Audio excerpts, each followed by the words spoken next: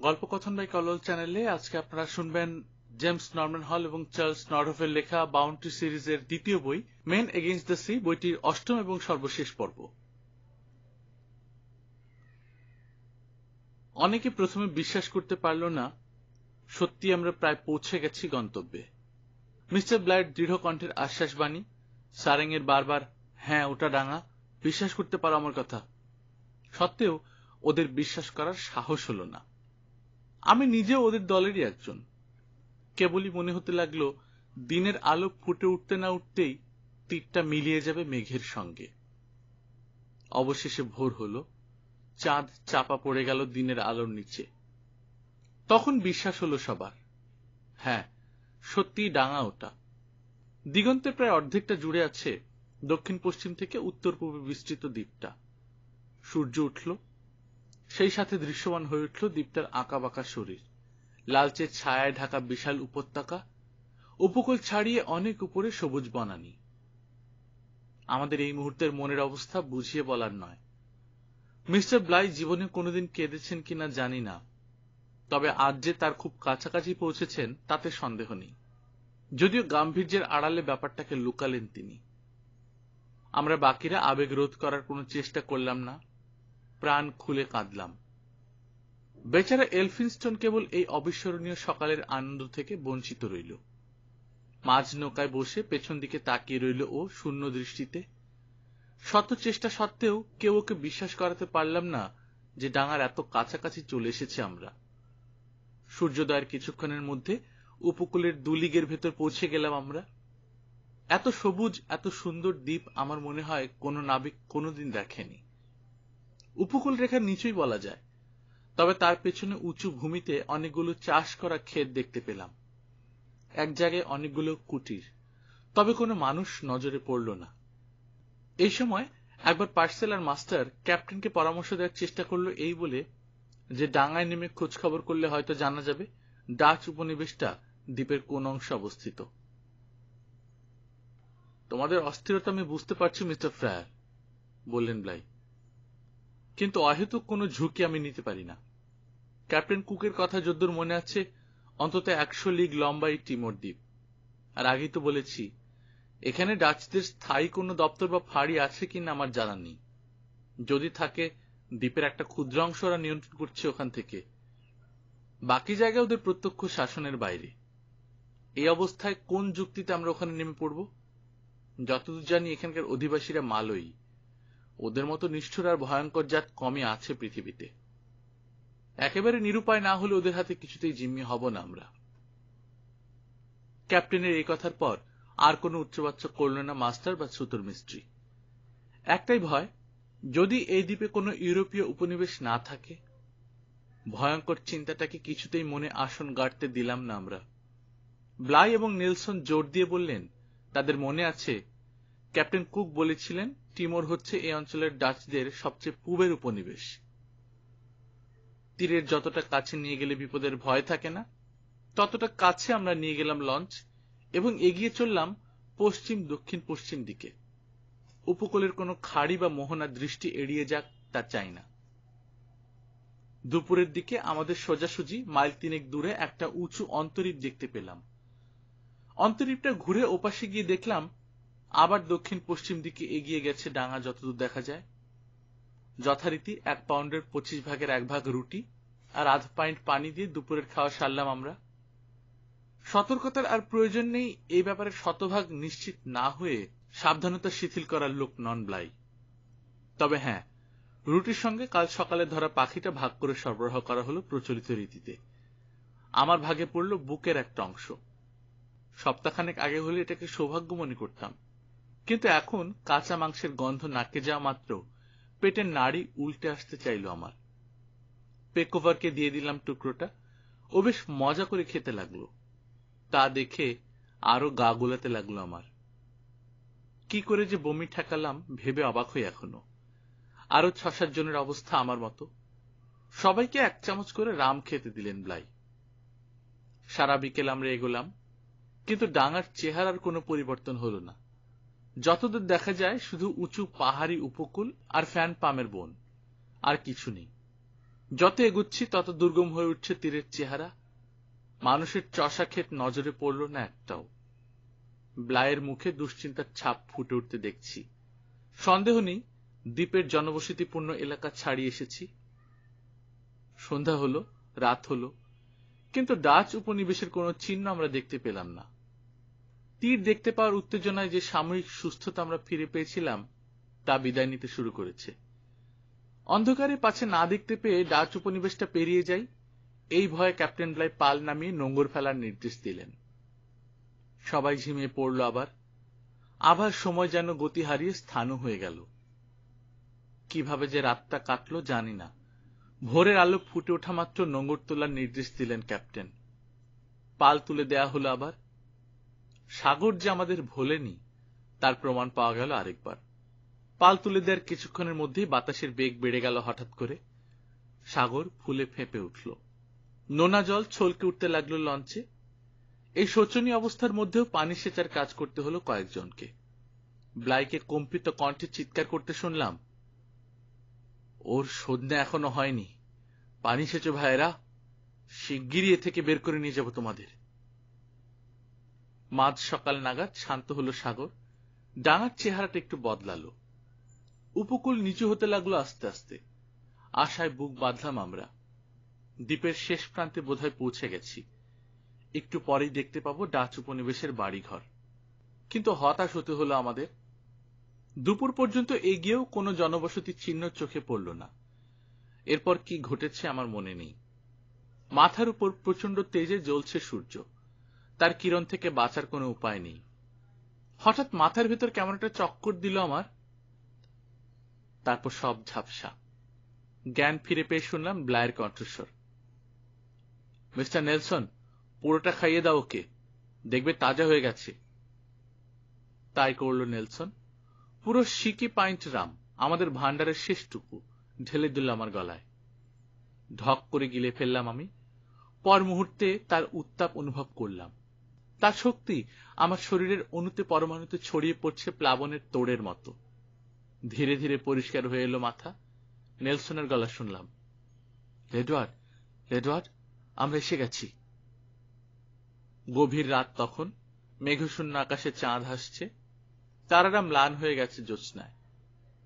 পেছনের পাটাতনের উপর নিজেকে বসা অবস্থায় আবিষ্কার করলাম আমি। নেলসন হাঁটু গেড়ে বসে আছে পাশে। কোল কাঁধের উপর দিয়ে হাত দিয়ে ধরে বসিয়ে রেখেছে আমাকে।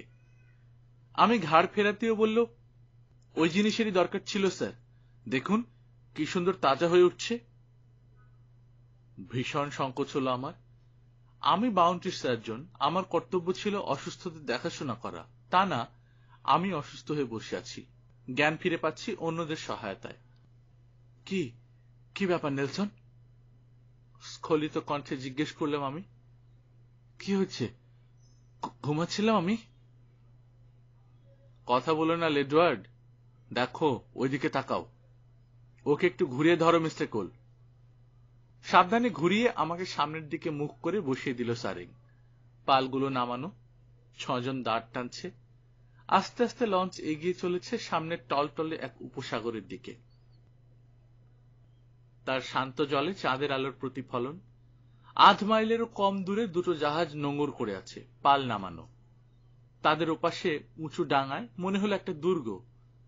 চাঁদের নরম আলো মৃদু এক দীপ্তি দিয়েছে তার দেয়ালগুলোকে। ভোর 3টের দিকে আমরা পৌঁছে গেলাম তীরের কাছাকাছি। শূন্য সৈকত ঝকঝক করছে জ্যোৎস্নায়। একটা কুকুরের দেখাও পাওয়া গেল না। জাহাজ দুটোকে এখন ভালো করে দেখতে পাচ্ছি। ডাঙা থেকে প্রায় 1 কেবল দূরে নোঙর করে আছে দুর্গের ডান দিক বরাবর। একটা ছোট্ট কাটার ভেসে আছে ওগুলোর কাছে। কোনো জাহাজেই আলো জ্বলছে না। সৈকতের একটা অংশ বাঁধানো, সম্ভবত নৌকা ভেড়ার জায়গা। ওই জায়গাটা লক্ষ্য করে লঞ্চ চালাতে লাগলেন ক্যাপ্টেন ব্লাই। পেছনের মাছ ধরা সুতোটা খুলে নিয়ে সামনে চলে গেল কোল। এক প্রান্তে একটা নুড়ি বেঁধে ওটা টিঙ্কলারের হাতে ধরিয়ে দিল সে। টিঙ্কলার সুতোটা পানিতে ফেললো জলের গভীরতা মাপার জন্য। 6 ফাথম স্যার। ধীরে ধীরে আমরা এগিয়ে চললাম আরো অগভীর পানির দিকে। চাঁদের আলোয় আমরা এখন দেখতে পাচ্ছি ঘুমন্ত একটা শহরের ভৌতিক অবয়ব। গাছপালার ফাঁকে ফাঁকে ছাদ, দেয়াল, আঙিনা সৈকতের 30-40 গজের ভেতরে পৌঁছে ব্লাই বললেন, হয়েছে, এবার নোঙর ফেলো মিস্টার কোল। দাঁড়গুলো তুলে ফেলা হলো। মৃদু একটা ছলাৎ শব্দ করে নোঙর পানিতে পড়ল। সারেঙের হাতের ভেতর দিয়ে সরসর করে নেমে গেল দড়ি। শেষ আমাদের যাত্রা। মাত্র 8 জন নিজের জোরে বসে থাকার অবস্থায় আছে, বাকিরা শুয়ে রয়েছে বা বসে রয়েছে খোলের গায়ে হেলান দিয়ে। চলো, সর্বশক্তিমান ঈশ্বরের উদ্দেশ্যে কৃতজ্ঞতা জানাই আমরা, বললেন ব্লাই। আমরা সবাই মাথা নত করলাম। তিনি আওড়ে গেলেন প্রার্থনা বাক্য। প্রার্থনা শেষে মুখের কাছে দুহাত চোঙের মতো করে চিৎকার করলেন ব্লাই, কেউ আছে নাকি? কেউ আছেন? সাহায্য করুন আমাদের। একটানা অনেকক্ষণ নিষ্ফল চিৎকার করলেন তিনি। শেষে ছুতোর মিস্ত্রির দিকে ফিরে বললেন, তুমি চেষ্টা করো তো মিস্টার পার্সেল, তোমার গলার জোর আমার চেয়ে বেশি। পার্সেল চিৎকার করল, তারপর সারেং, তারপর দুজন একসাথে। কিন্তু সাড়া পাওয়া গেল না কোনো, না দুর্গ থেকে, না নোঙর করে থাকা জাহাজ থেকে। ঈশ্বরের কসম, ব্লাই বললেন, ডাচদের সাথে আমরা যদি এখন যুদ্ধে থাকতাম, কোনো সন্দেহ নেই আমরা এই কজনেই ও 4টে মাত্র কাটলেস সম্বল করে দখল করে নিতে পারতাম দুর্গটা। আশ্চর্য, একজনও পাহারাদার রাখেনি। লঞ্চ তীরে ভিড়িয়ে নেমে পড়ি না কেন, বলল ফ্রায়ার। না, অনুমতি না নিয়ে নামা উচিত হবে না, এটা আমাদের উপনিবেশ নয়। একজনকে বোধহয় জাগাতে পেরেছি শেষ পর্যন্ত, ওই যে দেখুন, বলল নেলসন। অদ্ভুত চেহারার এক লোক বেরিয়ে এসেছে সৈকতের দিকে আসা রাস্তার পাশের গাছের ছায়া থেকে। শুধুমাত্র জামা আর ট্রাউজার তার পরনে, মাথায় সাদা একটা রাতের টুপি। অসম্ভব মোটা লোকটা হেলে দুলে আসছে। ইংরেজি বলতে পারেন? চিৎকার করে জিজ্ঞেস করলেন ব্লাই। জলের একেবারে কিনারে এসে দাঁড়ালো লোকটা, কোনো জবাব দিল না। জানতে চাইছি, ইংরেজি বলতে পারেন? বুঝতে পারছেন আমার কথা? বিস্ময়ে না ভয়ে, নাকি দুটোর কারণেই জানি না, লোকটা আচমকা ঘুরে দাঁড়িয়ে থপথপ করে দৌড় লাগালো তার ছোট ছোট মোটা পায়ের উপর ভর দিয়ে। এই যে ভাই, গায়ের সমস্ত জোর দিয়ে চেঁচালেন ব্লাই। যাবেন না? থামুন থামুন বলছি। ছুটতে ছুটতে ঘাড় ফিরিয়ে লোকটা তাকালো আমাদের দিকে। গম্ভীর দৃঢ় কণ্ঠে কিছু একটা বলল চিৎকার করে। আমরা এক বিন্দু বুঝতে পারলাম না সে কথা। হারিয়ে গেল লোকটা ছায়ার ভেতরে। ডাচ বলছে নেলসন? জিজ্ঞেস করলেন ব্লাই। নিঃসন্দেহে, জবাব দিল নেলসন। তবে এর বেশি আমি কিছু জানি না। একটা ব্যাপার ঠিক, এখানে থাকা খাওয়ার বিশেষ অসুবিধা হবে না। হাসলেন ব্লাই। ঠিক, এখানকার লোকেদের গড় আয়তন যদি ওর মতো হয়, তাহলে আমারও সে বিষয়ে কোনো সন্দেহ থাকবে না। কিন্তু ওরকম ছুটে পালালো কেন? ভূতে তাড়া করেছে নাকি? বোধহয় কাউকে ডাকতে গেল। ইংরেজি বোঝে এমন কেউ আছে নিশ্চয়ই এখানে। কিছুক্ষণের মধ্যেই ফিরে এলো মোটা লোকটা নাবিকের পোশাক পরা আরেকজনকে সঙ্গে নিয়ে। এই যে, কিসের নৌকা ওটা? জিজ্ঞেস করল নতুন লোকটা। আপনি কে? জবাব দিলেন ব্লাই। ইংরেজ? হ্যাঁ স্যার। ইংল্যান্ডের কোনো জাহাজ আছে এখানে? না স্যার। তাহলে এই অজায়গায় কি করে এলেন আপনি? বেশ একটু কর্তৃত্বের সুরে প্রশ্ন করলেন ব্লাই, যেন প্রশ্ন করার ঢঙেই বুঝিয়ে দিতে চাইলেন নাবিকটার চেয়ে পদমর্যাদায় তিনি বড়। আমি কোয়ার্টার মাস্টারের মেট স্যার, ওই ডাচ জাহাজটায় কাজ করি। বেশ, ভালো করে শোনো, তোমার ক্যাপ্টেনকে গিয়ে বলো। কি নাম ভদ্রলোকের? Mister Spikerman sir. মিস্টার স্পাইকারম্যানকে গিয়ে বলো মহানুভব রাজার সশস্ত্র জাহাজ বাউন্টির ক্যাপ্টেন ব্লাই তার সঙ্গে দেখা করতে চান, যত তাড়াতাড়ি সম্ভব। বলবে ব্যাপারটা অত্যন্ত জরুরি, বুঝেছ? জি স্যার। যাও, আর দেরি করো না। ভদ্রলোককে ঘুম থেকে তুলতে দ্বিধা করবে না, পরে এজন্য উনি তোমাকে ধন্যবাদ জানাবেন, দেখো। জি জি স্যার, উনি ঘুমিয়ে আছেন, আমি এক্ষুনি যাচ্ছি। পুরো 1.25 ঘন্টা অপেক্ষা করতে হলো আমাদের। পরে জেনেছিলাম দোষটা ক্যাপ্টেন স্পাইকারম্যানের নয়, তিনি শহরের আরেক প্রান্তে থাকেন। খবর পাওয়া মাত্র এক মুহূর্ত দেরি করেননি তিনি, কোনো মতে পোশাক পরেই ছুটে এসেছেন। ইতিমধ্যে ভোরের আলো ফুটতে শুরু করেছে। দু একজন করে জেগে উঠছে শহরের মানুষ। আমাদের সংবাদবাহক আর দুজন অফিসারকে নিয়ে সৈকতে নেমে এলেন তিনি। ক্যাপ্টেন ব্লাই উঠে দাঁড়ালেন পেছনের পাটাতনের ওপর। তার পোশাক আশাক পুরনো তেনার চেয়ে ভালো কিছু নয়। ছেঁড়া জায়গাগুলো দিয়ে দেখা যাচ্ছে ক্ষয়ে যাওয়া শরীরের বিভিন্ন অংশ। মুখে 1 মাসের বেড়ে ওঠা দাড়ি। তবু যখন সোজা হয়ে দাঁড়ালেন, মনে হলো বাউন্টির কোয়ার্টার ডেকে দাঁড়িয়ে আছেন তিনি। ক্যাপ্টেন স্পাইকারম্যান, চেঁচিয়ে জিজ্ঞেস করলেন আমাদের ক্যাপ্টেন। জবাব দেওয়ার আগে তীরের ছোট্ট দলটা কয়েক মুহূর্ত তাকিয়ে রইল আমাদের দিকে। ক্যাপ্টেন স্পাইকারম্যান এগিয়ে এলেন কয়েক পা। হ্যাঁ স্যার, বললেন তিনি। ইংল্যান্ডের মহানুভব রাজার সশস্ত্র জাহাজ বাউন্টির ক্যাপ্টেন ব্লাই, আমরা আপনার সাহায্য চাই স্যার। আমাদের যদি দয়া করে তীরে নামার অনুমতি দেন, বাধিত হব। এক্ষুনি আপনারা তীরে আসতে পারেন ক্যাপ্টেন ব্লাই। গভর্নরের অনুমতি আমি পরে নিয়ে নেব। সোজা সৈকতে নিয়ে আসতে পারেন নৌকা। নৌকা ভিড়ানোর জন্যই তৈরি করা হয়েছে এই ঘাট। নোঙর তোলো মিস্টার কোল, দুজন দাঁড়িয়ে বসো। টিঙ্কলার আর হেওয়ার্ড ওঠাতে শুরু করলো নোঙর, আর কোল সুন্দর করে গুছিয়ে রাখতে লাগলো তার রশি। পেকোভার আর পার্সেল বসলো দাঁড়ে। 3600 মাইলেরও বেশি দীর্ঘযাত্রার শেষ 40 গজ অতিক্রম করলো বাউন্টির লঞ্চ। সাবধান মিস্টার কোল, ধাক্কা লাগতে দিও না। উঠে আমাদের বাঁশের লগিটা তুলে নিল কোল, ডাঙার দিকে বাড়িয়ে দিল ত্রস্ত হাতে। নিজের অবস্থার কথা ভুলে গিয়েছিল বেচারা। আচমকা দাঁড়ানোর সঙ্গে সঙ্গে ওর পা দুটো টলে উঠল। লগি সহ উল্টে পড়ল পানিতে। লঞ্চের কিনারা ধরে ঝুলে রইল ও, যতক্ষণ না পায়ের নিচে মাটি পেল। টিঙ্কলার দ্রুত নোঙরের আংটা থেকে রশির প্রান্ত খুলে ছুড়ে দিল ডাঙার দিকে। ডাচ জাহাজের ইংরেজ নাবিক ধরল সেটা। ক্যাপ্টেন স্পাইকারম্যান আর তার 2 অফিসার দাঁড়িয়ে রইলেন কয়েক মুহূর্ত। নড়াচড়ার শক্তিটাও যেন লোপ পেয়েছে তাদের। তারপর লাফ দিয়ে ছুটে এলেন আমাদেরকে টেনে নেয়ার জন্য। এ কি ক্যাপ্টেন ব্লাই, কোত্থেকে আসছেন আপনারা? যথাসময় জানতে পারবেন স্যার। আগে আমার এই লোকগুলোকে বাঁচানোর ব্যবস্থা করতে হবে আমাকে। অনাহারে খুবই খারাপ অবস্থা কয়েকজনের। এই শহরে এমন কোনো জায়গা নেই যেখানে ওদের একটু দেখাশোনা হতে পারে? সোজা আমার বাসায় নিয়ে যেতে পারেন। একটু দাঁড়ান স্যার। অফিসারদের একজনের দিকে ফিরে দ্রুত ডাচ ভাষায় কিছু নির্দেশ দিলেন ক্যাপ্টেন স্পাইকারম্যান। লোকটা তক্ষুনি রওনা হয়ে গেল প্রায় দৌড়াতে দৌড়াতে শহরের দিকে। এর ভেতর একজন দুজন করে বেশ কিছু শহরবাসী জড়ো হয়েছে সৈকতে, আর অনেকেই আসছে। বিভিন্ন জাতের লোক তারা, ডাচ, মালয়, চাইনিজ এবং মিশ্র রক্তের। সবাই আতঙ্ক মেশা করুণা নিয়ে তাকিয়ে আছে আমাদের দিকে। আমাদের যারা নড়তে চড়তে সক্ষম তারা নেমে গেছে লঞ্চ থেকে। বাকিদের ধরাধরি করে নামানো হলো। সৈকতের বেশ খানিকটা উপরে নিয়ে মাদুর পেতে শুইয়ে দেওয়া হলো সবাইকে।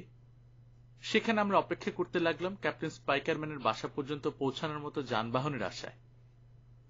আমাদের ভেতর লেবুকের অবস্থা সবচেয়ে খারাপ। হাড় আর চামড়া ছাড়া কিছুই অবশিষ্ট নেই তার শরীরে, কিন্তু মনের দিক থেকে এখনো ও তাজা। বেঁচে থাকার দুর্দমনীয় এক আকাঙ্ক্ষা ও লালন করছে অন্তরে অন্তরে। নেলসন, সিম্পসন, হল, স্মিথ আর আমি একটু কম খারাপ ওর চেয়ে। নেলসন নিজে হেঁটে তীরে যাওয়ার চেষ্টা করেছিল, কিন্তু 2-3 বার বেশি হাঁটতে পারেনি। পরে ধরাধরি করে নিয়ে যাওয়া হয় ওকে। হ্যালেট খুবই দুর্বল হয়ে পড়েছে, তবু চেষ্টা মেষ্টা করে হেঁটে যেতে পেরেছে মাদুর পর্যন্ত। বেচারা এলফিনস্টনের অবস্থা শারীরিকভাবে যতটা না, তার চেয়ে বেশি খারাপ মানসিকভাবে। এখনো ও ওর স্বাভাবিক বুদ্ধি ফিরে পায়নি। কিছুক্ষণের মধ্যেই মিস্টার স্পাইকারম্যানের লেফটেন্যান্ট ফিরে এলো কতগুলো পালকি আর জনাভিষেক মালয় বেহারা নিয়ে। নড়তে চড়তে অক্ষমদের পালকিতে তুলে রওনা হয়ে গেল ওরা। মিস্টার ব্লাই আর হাঁটতে সক্ষমরা এগুলো পায়ে হেঁটে। এরপর আর কিছু মনে নেই আমার। মুহ্যমানের মতো পড়ে রইলাম পালকিতে। পরের যে স্মৃতি আমার মনে আছে তা হলো গোসল করানো হচ্ছে আমাদের। গরম পানি দিয়ে গোসল করিয়ে আমাদের কেটে ছড়ে যাওয়া জায়গাগুলোর পরিচর্যা করলেন শহরের সার্জন মিস্টার ম্যাক্স। তারপর বিছানায় শুয়ে সামান্য গরম স্যুপ আর চা খেতে দেয়া হলো। আমি এখানে বলছি নড়তে চড়তে অক্ষমদের কথা। যারা এখনো সচল আছে তারা বাড়ির অন্য অংশে পরিষ্কার পরিচ্ছন্ন হচ্ছে। মিস্টার ব্লাই গোসল করে খেয়ে সামান্য ঘুমিয়ে নিলেন। ঘুম থেকে উঠে ক্যাপ্টেন স্পাইকারম্যানের সাথে গেলেন শহরের গভর্নরের সচিব মিস্টার টিমোথিয়াস ওয়ানজারের বাসায়। গভর্নর মিস্টার এসটি এ সময় মারাত্মক অসুস্থ থাকায় তার সচিবই তার হয়ে দায়িত্ব পালন করছেন। সারাদিন ঘুমালাম আমি। সন্ধ্যায় উঠে সামান্য স্যুপ আর রুটি খেয়ে আবার ঘুমিয়ে পড়লাম। পরদিন সকাল 10টার আগে সেই ঘুম ভাঙল না। 4 দিন সম্পূর্ণ বিশ্রামের পর চমৎকার সুস্থ হয়ে উঠলাম আমরা। লেবক ছাড়া সবাই বিছানা থেকে নেমে হাঁটাহাঁটি করার যোগ্য হয়ে উঠল। মিস্টার স্পাইকারম্যানের উপকার ভুলবার নয়। এতগুলো মানুষকে আশ্রয় শুধু দেয়া নয়, খাওয়া দাওয়া থেকে শুরু করে সেবা শুশ্রূষার ব্যবস্থা পর্যন্ত করেছেন তিনি। তার বাড়ি পুরোটা আমাদের ছেড়ে দিয়ে নিজে গিয়ে উঠেছেন মিস্টার ওয়ানজনের বাসায়। ইতিমধ্যে গভর্নর মিস্টার ভ্যান এসটি আমাদের খবর শুনে ব্যস্ত হয়ে উঠেছেন ক্যাপ্টেন ব্লাই আর তার কয়েকজন অফিসারের সাথে সাক্ষাৎ করার জন্য। কয়েকদিন পর একটু সুস্থ হলে ব্যবস্থা হলো সাক্ষাৎকারের।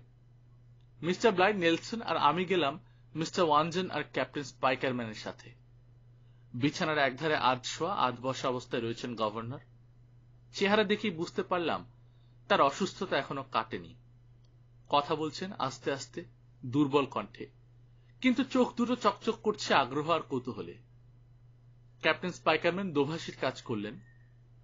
থেমে থেমে বলে যেতে লাগলেন ব্লাই। স্পাইকারম্যান ভাষান্তর করে শোনাতে লাগলেন গভর্নরকে। পুরো ঘটনা শোনার পর দুর্বল একটা হাত উঁচু করে একটা মাত্র কথা বললেন মিস্টার এসটি। মিস্টার ব্লাইয়ের দিকে ফিরলেন ক্যাপ্টেন স্পাইকারম্যান।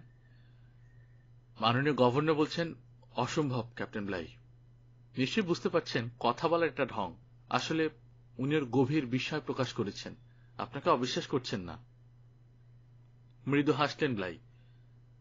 মাননীয় গভর্নরকে বলুন উনি ঠিকই বলেছেন, ব্যাপারটা অসম্ভবই ছিল, কিন্তু সে অসম্ভবকে আমরা সম্ভব করেছি। এরপর মিস্টার স্পাইকারম্যানের মাধ্যমে মাননীয় গভর্নরকে আন্তরিক কৃতজ্ঞতা জানিয়ে বিদায় নিলাম আমরা, কারণ বেশিক্ষণ কথা বলার মতো নয় তার শারীরিক অবস্থা। এই দিনটা অর্থাৎ 19শে জুন আরেকটা কারণে স্মরণীয় আমাদের কাছে। আমাদের ডাচ সহযোগী মিস্টার ম্যাক্স আর আমি একমত হয়েছি যে শুধুমাত্র রোগীর পথ্যের উপর নির্ভর করার প্রয়োজন নেই আমাদের। আমরা এখন ইচ্ছে মতো খাওয়া দাওয়া করতে পারি। এই সংবাদ শুনে মিস্টার ওয়ানজন দারুণ এক ভোজের ব্যবস্থা করেছেন আমাদের জন্য। একটা নয়, আসলে দুটো ভোজ, একটা নাবিকদের জন্য আর একটা অফিসারদের জন্য, একই বাড়ির দুই অংশে। ক্যাপ্টেন স্পাইকারম্যান আর মিস্টার ম্যাক্স খুশি মনে রাজি হয়েছেন অফিসারদের ভোজে যোগ দিতে। গভর্নরের বাড়ি থেকে ফিরে দেখলাম সবকিছু তৈরি। পেছন দিকের পিয়াজায় ব্যবস্থা হয়েছে নাবিকদের জন্য। ওরা বসে গেছে টেবিলে। কোল বসেছে টেবিলের মাথায়, তার দুপাশে মিডশিপম্যানরা, বাকিরা নিচের দিকে।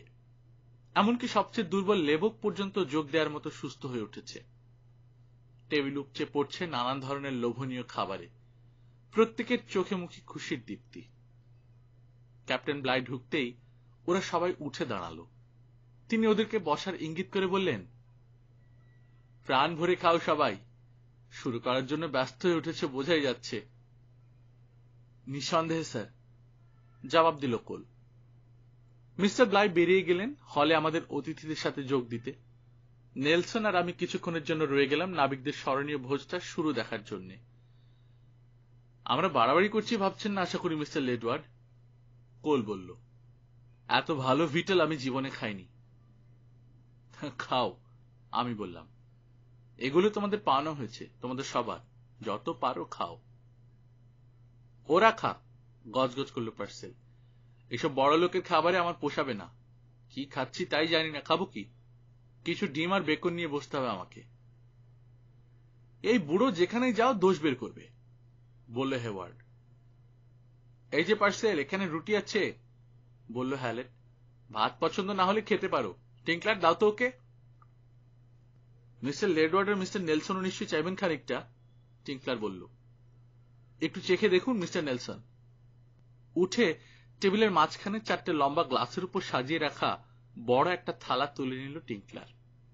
থালার উপর স্তূপ করা যে জিনিসটা, বাউন্টির লঞ্চের রুটি ছাড়া দুনিয়ার আর কিছুর চেহারা অমন হতে পারে না। ওগুলো দেখেই হেসে উঠল নেলসন। অন্তত ক্ষুধাবর্ধক হিসেবে একটু খান। আমরা সবাই খেয়েছি, আপনিও খাবেন নাকি একটু মিস্টার লেডওয়ার্ড, বলল টিঙ্কলার। দাঁড়াও, চিৎকার করলো হেওয়ার্ড। ইচ্ছা মতো দিচ্ছ যে, মেপে দাও। ক্যাপ্টেন ব্লাইয়ের দাড়িপাল্লাটা কোথায়? ওদের ফুর্তি দেখে খুব ভালো লাগলো আমার। কদিন আগের দুঃখ কষ্টের কথা বেমালুম ভুলে গেছে। সেই কষ্টই এখন ওদের আনন্দের উৎস। এইটুকুই অবশিষ্ট ছিল লাঞ্চে, টিঙ্কলার? নেলসন জিজ্ঞেস করল। হ্যাঁ স্যার। আমরা হিসেব করছিলাম মিস্টার নেলসন, হেওয়ার্ড বলল। এই থালায় যতখানি দেখছেন, এ দিয়ে আমাদের 18 জনের আরো 11 দিন চলত, যদি দুর্ভাগ্যক্রমে কুপেংয়ের দেখা না পেতাম। কুপেংয়ের দেখা না পেলে এইটুকু সম্বল করে হয়তো আমাদের বাড়ি পর্যন্ত যেতে হতো। কি বলেন সারেং? যোগ করল টিঙ্কলার। হাতের কাটা চামচটা শক্ত করে ধরে মুখ তুলল কোল। আমি বলছি মিস্টার টিঙ্কলার, গম্ভীর কণ্ঠে বলল, ক্যাপ্টেন ব্লাই যদি বাধ্য হতেন, আমরা সাহায্য করলে ঠিকই পারতেন এইটুকু রুটি সম্বল করে ইংল্যান্ড পর্যন্ত পৌঁছে যেতে। কোলের কথা শুনে সবাই হুররে দিয়ে উঠল উৎফুল্ল কণ্ঠে। কিন্তু সারেং, হেওয়ার্ড বলল, ঈশ্বরের কসম খেয়ে বলছি, কথাটা কানে তুলো না ব্লাইয়ের। কে জানে, ভদ্রলোকের হয়তো চেষ্টা করার স্বাদ জেগে উঠবে। অফিসারদের টেবিলে খাওয়া দাওয়া এগুচ্ছে আর একটু সংযত ভাবে। টেবিলে খাবার খাবার আর খাবার, ভাত, চিংড়ি মাছের ঝোল, ভাজা মাছ, রোস্ট করা মুরগি, আর কত কি, আমি সবগুলোর নামও জানি না। তাছাড়া আছে মদ, অঢেল। টেবিলের ওপর যে কবোতল আছে তা দিয়ে চাইলে আমাদের সবাইকে গোসল করিয়ে দেয়া যায় অনায়াসে। ক্যাপ্টেন ব্লাই বরাবরই মৃত পাই। মাঝে মাঝে দু একটা চুমুক দিচ্ছেন গ্লাসে, আমরা বাকিরা প্রাণ ভরে পান করছি। আমাদের ডাচ অতিথিরা যেমন পান করছেন, খাচ্ছেনও তেমন। কোনোটিতেই কার্পণ্য নেই তাদের। খেতে খেতে গল্প হচ্ছে।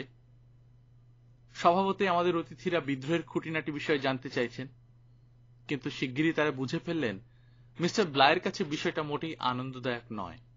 তিনি এ ব্যাপার নিয়ে খুব একটা আলাপ করতে চান না। অতিথিদের 2-3টে প্রশ্নের জবাব দেওয়ার পরেই তিনি মিস্টার ওয়ানজনকে বললেন, আমাদের শপথ করা বিবৃতি আছে আপনার কাছে।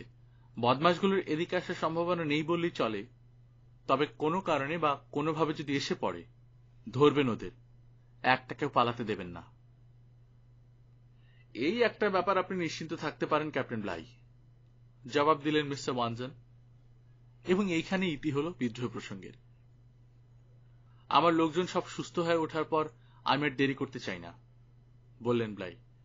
যত তাড়াতাড়ি সম্ভব দেশের পথে রওনা হয়ে যেতে চাই। কিন্তু মিস্টার ওয়ানজন, আমরা এখন একদল ভিখিরির চেয়ে বেশি কিছু না। একটা পেনিও নেই আমাদের কারো কাছে। এ নিয়ে ভাববেন না ক্যাপ্টেন ব্লাই। মিস্টার ভ্যান এস্টি আমাকে নির্দেশ দিয়েছেন টাকা পয়সা যা লাগে যেন আপনাদের দিই। ধন্যবাদ। আপনাদের গভর্নর খুবই সদয় মানুষ। ইংল্যান্ডের মহানুভব রাজার সরকারের পক্ষ থেকে আমি ঋণ নেব আপনাদের কাছ থেকে। যথাসময়ে ফিরিয়ে দেয়া হবে। ক্যাপ্টেন স্পাইকারম্যান, আপনাদের এখানে ছোটখাটো কোনো জাহাজ আছে আমাদের 18 জনকে বাতাভিয়ে নিয়ে যাওয়ার মতো? ওখানে সময় মতো পৌঁছতে চাই, যাতে অক্টোবরের বহরের সাথে ইউরোপের পথে রওনা হতে পারি।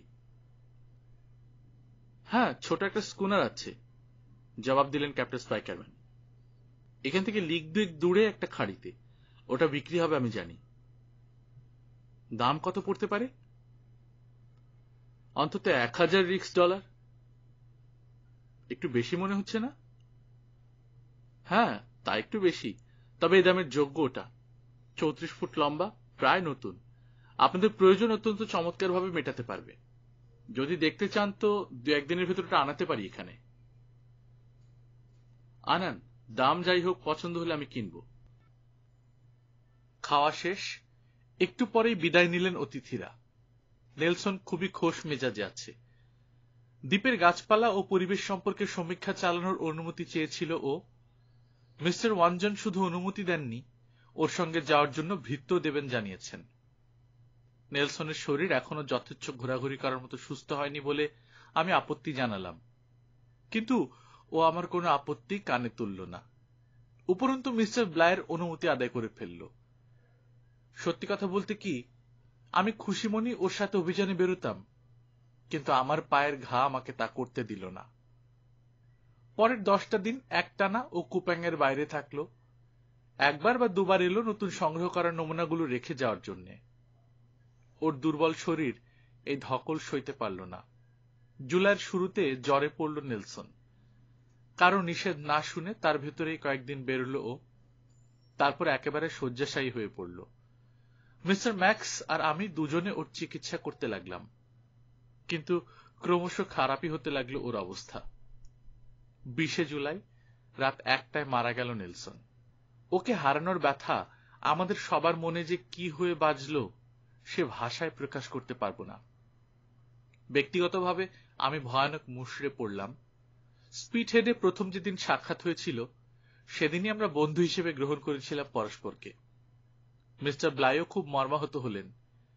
বাউন্টির যে 3-4 জন মানুষ তার হৃদয় জয় করতে পেরেছিল, নেলসন ছিল তাদের একজন।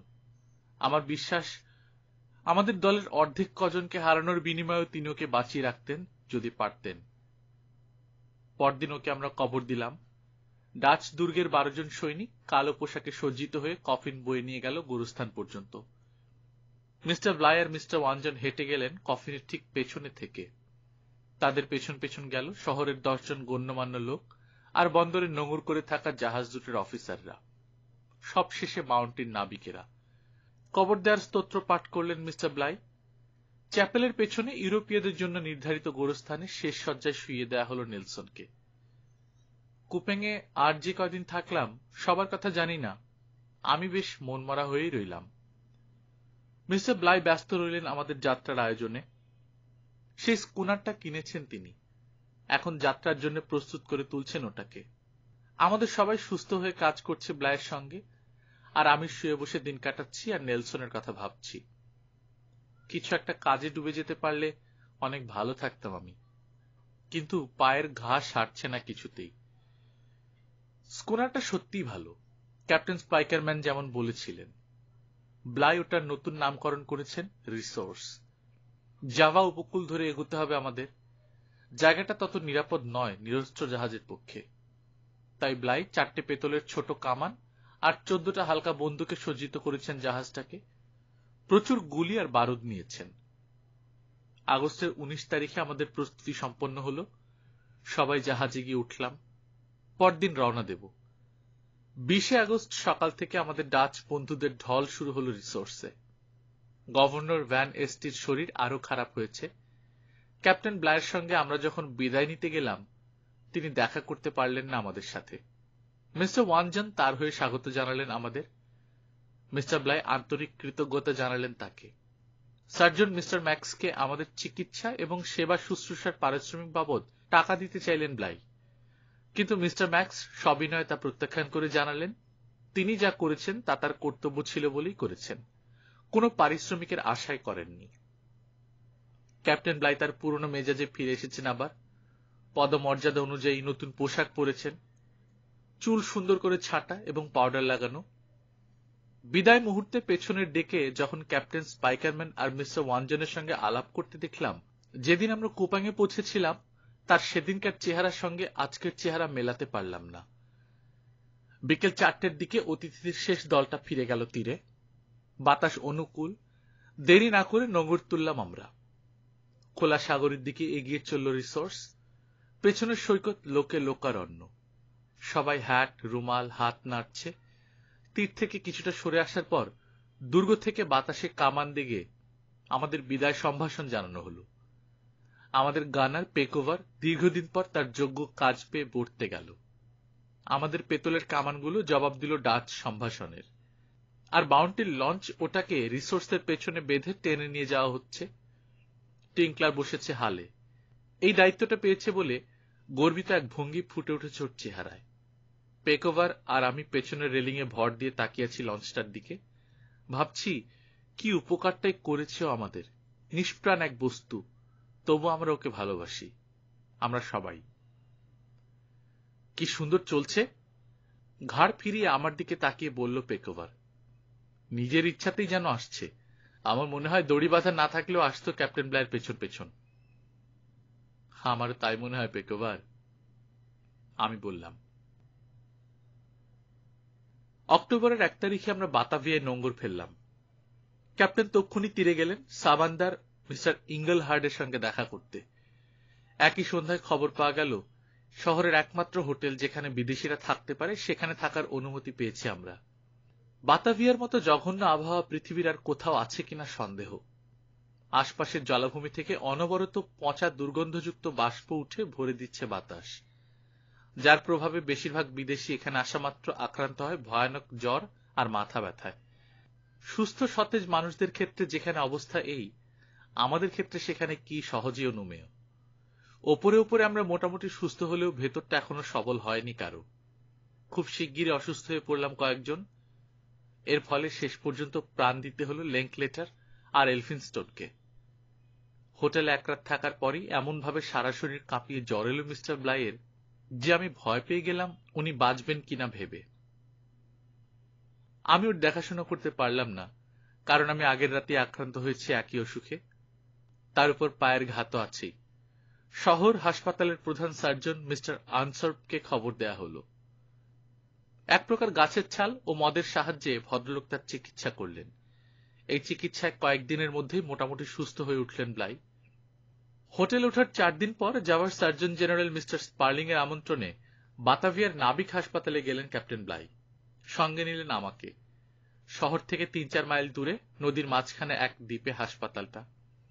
এ ধরনের হাসপাতাল সাধারণত যেমন হয় তেমন বড়সড়, অন্তত 1500 জনের থাকার ব্যবস্থা আছে। পরিষ্কার পরিচ্ছন্ন, রোগীদের সেবা শুশ্রূষার ব্যবস্থাও ভালো। ইংল্যান্ডের শিক্ষিত মিস্টার স্পার্লিং গভীর আগ্রহ নিয়ে আমাদের কাহিনী শুনলেন এবং ক্যাপ্টেন ব্লাইকে বললেন আমাদের যারা অসুস্থ তাদের হাসপাতালে পাঠিয়ে দিতে, আর আমাকে এবং ক্যাপ্টেনকে আমন্ত্রণ জানালেন তার বাসায় থাকার। মিস্টার ব্লাই প্রথমে রাজি না হলেও শেষ পর্যন্ত ফেলতে পারলেন না ভদ্রলোকের অনুরোধ। কয়েকদিন পর মিস্টার স্পার্লিং এর বাসার বারান্দায় বসে আলাপ করছি আমরা দুই সহযোগী। বিষয় বাউন্টির লঞ্চে অসহ্য কষ্ট সয়ে আমাদের 3600 মাইল পাড়ি দিয়ে আসা। আপনাদের বেঁচে থাকা এক আশ্চর্য ঘটনা, বললেন মিস্টার স্পার্লিং। যে ধকল গেছে আপনাদের শরীরের উপর দিয়ে, তারপর এখানকার আবহাওয়া কদিন সইতে পারবেন তাই ভাবছি। বিশেষ করে মিস্টার ব্লাইয়ের জন্য চিন্তা হচ্ছে আমার। বেশি দিন এখানে থাকলে। থেমে একটু কাঁধ ঝাঁকালেন তিনি, তারপর বলে চললেন, এমন দৃঢ়চেতা লোক আমি আর দেখিনি। এই অসুখে বেশিরভাগ মানুষেরই পিঠ বিছানায় লেগে যায়, আর উনি রোজ শহরে গিয়ে কাজকর্ম করছেন, তাড়াতাড়ি দেশে ফেরার জোগাড় যন্ত্র করার চেষ্টা করছেন। গভর্নরের সঙ্গে আলাপ করেছি আমি। উনি আশ্বাস দিয়েছেন এই মাসের 16 তারিখে যে জাহাজটা ছাড়বে মিস্টার ব্লাই আরো দুজনকে সহ তাতে জায়গা পাবেন। অনেক ধন্যবাদ স্যার। মিস্টার ব্লাই আমাদের সবার সমান কষ্ট তো সহ্য করেছেনই, তার উপর বহন করেছেন এতগুলো লোকের দায় দায়িত্ব। এই শেষের ব্যাপারটাই আমার ধারণা ওর শরীর আরো বেশি ভেঙে দিয়েছে। একাধিকবার আমার মনে হয়েছে উনি বোধহয় এখানেই শেষ নিঃশ্বাস ত্যাগ করবেন। সেই সম্ভাবনা এখনো যে নেই তা কিন্তু না, বললেন স্পার্লিং। এখানে এমনিতেই ইউরোপীয়দের মৃত্যুর হার স্থানীয়দের চেয়ে অনেক বেশি। তার উপর মিস্টার ব্লাই যে অত্যাচার করছেন শরীরের উপর, আপনি একটু ওকে বলবেন মিস্টার লেডওয়ার্ড, বেশি খাটাখাটনি যেন না করেন। আমি বলেছি স্যার, আবারও বলবো, কিন্তু উনি শুনবেন বলে মনে হয় না। কারো পরামর্শ শোনার মানুষ উনি নন। এক মালয় ভৃত্য এসে মাথা নুইয়ে কিছু বলল তার প্রভুকে। মিস্টার স্পার্লিং উঠে দাঁড়ালেন। ক্যাপ্টেন ব্লাই আসছেন, বললেন তিনি। একটু পরে মিস্টার ব্লাই এলেন বারান্দায়। তাকে একটা চেয়ার দেখিয়ে বসতে বললেন সার্জন জেনারেল। ভৃত্যের দিকে তাকিয়ে ইশারায় বললেন পানীয় আনতে। কিছুক্ষণের মধ্যেই ভৃত্য ফিরল ট্রের উপর সাজানো গ্লাস আর বোতল নিয়ে। নিন, পান করুন। মদ ঢেলে একটা গ্লাস ব্লাইয়ের দিকে বাড়িয়ে দিয়ে বললেন স্পার্লিং, আপনার এই অবস্থায় এর চেয়ে ভালো টনিক আর নেই। আপনার স্বাস্থ্য কামনা করছি, গ্লাস উঁচু করে বললেন ব্লাই। আয়েশ করে পান করতে করতে আলাপ চলল। আপনার এক লোকের অবস্থা খুবই খারাপ, মন্তব্য করলেন সার্জন জেনারেল। সকালে যাকে দেখে এলাম, বাঁচবে বলে তো মনে হয় না। হ্যাঁ, হল, বেচারা বড় হতভাগ্য, বললেন ব্লাই। পেটের পীড়া আপনাদের এখানে এত বেশি হয়? মিস্টার স্পার্লিং এর দিকে তাকিয়ে বললাম আমি। হ্যাঁ, খুব কম লোকই রেহাই পায় ওর হাত থেকে। আমার মনে হয় আপনাদের ওই লোকটা বিষাক্ত কোনো ফল খেয়েছিল কুপ্যাঙে। কিছুক্ষণ নীরব রইলাম আমরা। মিস্টার ব্লাইয়ের চেহারা দেখে মনে হলো অস্বস্তিকর কিছু একটা যেন তার মনকে পীড়িত করছে। লেডওয়ার্ড, অবশেষে বললেন তিনি, লঞ্চটা আমাকে ছাড়তে হলো শেষ পর্যন্ত। কেন, বিক্রি করে দিয়েছেন? আমি জিজ্ঞেস করলাম। হ্যাঁ, স্কুনারটাও। তবে ওটা হারিয়ে তত দুঃখ হয়নি আমার যতটা হয়েছে লঞ্চ হারিয়ে। ওটা ইংল্যান্ড পর্যন্ত নেয়ার বিনিময়ে 500 পাউন্ড দিতে রাজি ছিলাম আমি। ব্লাইডোটে একটু জায়গার ব্যবস্থা করা গেল না ওটার জন্য? 1 ফুটও না, 1 ইঞ্চিও না। টিমোর থেকে জোগাড় করা আমার 6টা গাছও নিতে পারছি না। মাথা ঝাঁকালেন স্পার্লিং। অক্টোবর বহরে কখনোই বেশি জাহাজ থাকে না, সে কারণে প্রতি ফুট জায়গা অনেক আগেই বিক্রি হয়ে যায়। গভর্নর প্রভাব খাটিয়েছেন বলেই আপনাদের জন্য 3টে আসনের ব্যবস্থা করা গেছে। বিশ্বাস করুন, আমার স্ত্রী যদি এখন উত্তম আশা অন্তরীপে ওর চাচার কাছে কোনো উপহার পাঠাতে চায়, আমি জায়গার ব্যবস্থা করতে পারবো না। ভেবেছিলাম লঞ্চটা নিতে পারবো। অ্যাডমিরালটির জাদুঘরে ওটার স্থান হওয়া উচিত। এত ভালো নৌকা আর কখনো তৈরি হয়নি, বললেন ব্লাই। কত দাম পেলেন দুটো বেচে? জিজ্ঞেস করলেন স্পার্লিং। করুণ একটু হাসলেন ব্লাই। আর বলবেন না, একেবারে গলা কেটেছে। $1000 স্কুনারটার দাম উঠল মাত্র $295। আর লঞ্চটার? আমি জিজ্ঞেস করলাম। ও সম্পর্কে কিছু না বলাই ভালো। কোল আর পেকোভার ছিল আমার সাথে, আমার মতোই বুক ভাঙা অবস্থা ওদের। দেশে না নিতে পারলেও এখানেও যদি কোথাও নিরাপদে রেখে যেতে পারতাম, তবু আমি বেচতাম না ওটা। গভীর এক দীর্ঘশ্বাস ফেললেন তিনি, কিন্তু তাও সম্ভব হল না। পরদিন মারা গেল টমাস হল। বাউন্টি ছাড়ার পর আমাদের চতুর্থ মৃত্যু। লঞ্চের অমানসিক কষ্ট সাহসিকতার সাথে সয়েও পূর্ব ভারতীয় রোগের হাত থেকে বাঁচতে পারল না। লেঙ্কলেটার আর এলফিনস্টোনও তাদের দেহ রেখে গেল বাতাভিয়ায়। ক্যাপ্টেন ব্লাই যে অসুখে পড়েছিলেন, সেই একই অসুখে। 16 অক্টোবর সকালে দিনের আলো ফুটে ওঠার অনেক আগে ঘুম ভেঙে গেল আমার পাশের ঘরে নড়াচড়ার শব্দ শুনে। মিস্টার ব্লাই থাকেন ও ঘরে। আজ তার যাওয়ার দিন। ব্যক্তিগত ভৃত্য স্মিথকে নিয়ে জিনিসপত্র বাঁধাচাঁধা করছেন। একটু পরে গিয়ে উঠবেন ব্লাইডটে। ভোরের ধূসর আলো যখন ফুটতে শুরু করেছে, আমার দরজায় টোকার শব্দ হল। মিস্টার ব্লাই ঘরে ঢুকলেন। জেগে আছো এডওয়ার্ড? জিজ্ঞেস করলেন তিনি। আমি উঠে বসার চেষ্টা করতেই উনি ইশারায় নড়তে চড়তে বারণ করলেন। তোমার কাছ থেকে বিদায় নিতে এলাম। আপনার সাথে যেতে পারলে খুশি হতাম স্যার। হাসলেন তিনি। যেতে হচ্ছে না এই ভেবে খুশি হও। হয়তো ইংল্যান্ডের কোনো জাহাজে দেশে ফেরার ভাগ্য হবে তোমার। কাল আমি ব্লাইডটের ক্যাপ্টেন মিস্টার কুভরেটের সাথে দেখা করতে গিয়েছিলাম। নৌচালনা নিয়ে 2-1 কথা হলো তার সাথে। শুনলে অবাক হবে, লগের সাহায্য ছাড়াই ওরা জাহাজ চালায়। ওদের দিক পরিবর্তনের হিসেবে বড় অদ্ভুত। কি করে যে সাগর পাড়ি দিয়ে আসে ভেবে অবাক লাগছিল। টেবল বেতে কোনো মতে পৌঁছতে পারলে ভাগ্যবান মনে করব নিজেকে। তারপর যে করেই হোক কোনো দেশি জাহাজে উঠে পড়তে হবে। এই সময় পিয়াজা থেকে মিসেস স্পার্লিং এর চিৎকার ভেসে এলো। আপনার নৌকা অপেক্ষা করছে ক্যাপ্টেন ব্লাই। উষ্ণ হাতের ভেতর আমার একটা হাত টেনে নিয়ে সামান্য নেড়ে ছেড়ে দিলেন তিনি। বললেন, হাসিল এডওয়ার্ড। লন্ডনে পৌঁছে মিসেস ব্লাইয়ের সাথে দেখা করতে ভুলো না। আশা করি সে সময় আপনাকেও দেখব স্যার। মাথা নাড়লেন তিনি। সম্ভাবনা কম। যদি ঠিকঠাক মতো যেতে পারি, তোমরা ইংল্যান্ডে পৌঁছানোর আগেই আমি তাহিতির পথে রওনা হয়ে যাব আবার। চলে গেলেন তিনি, আমার দেখা শ্রেষ্ঠতম নাবিক। অন্তরের অন্তঃস্থল থেকে তার জন্য প্রার্থনা করলাম ঈশ্বরের কাছে। গল্পকথন বাই কল্লোল চ্যানেলে আপনারা শুনছিলেন চার্লস নর্ডহফ এবং জেমস নরম্যান হলের লেখা বাউন্টি সিরিজের দ্বিতীয় বই মেন এগেইনস্ট দ্য সি বইটির শেষ পর্ব। আজকে বইটি আমরা শেষ করলাম। আশা করছি আপনাদের ভালো লেগেছে। আমরা নিয়মিত গল্প পাঠ করে শোনাচ্ছি। গল্পকথন বাই কল্লোল এই চ্যানেলকে যারা ফিনান্সিয়ালি স্পন্সর করতে চান, তারা patreon.com/কল্লোল এই লিঙ্কে গিয়ে সাপোর্ট করতে পারেন। যাদের প্যাট্রিয়নে অ্যাক্সেস করতে পারবেন না, তারা আমাদের চ্যানেলের মেম্বারশিপ নিতে পারেন। জয়েন বাটন পাবেন সাবস্ক্রাইব বাটনের পাশেই। আশা করছি আমাদের সাথে থাকবেন। নিজে ভালো থাকবেন, আশেপাশের লোকজনকে ভালো রাখবেন। টাটা।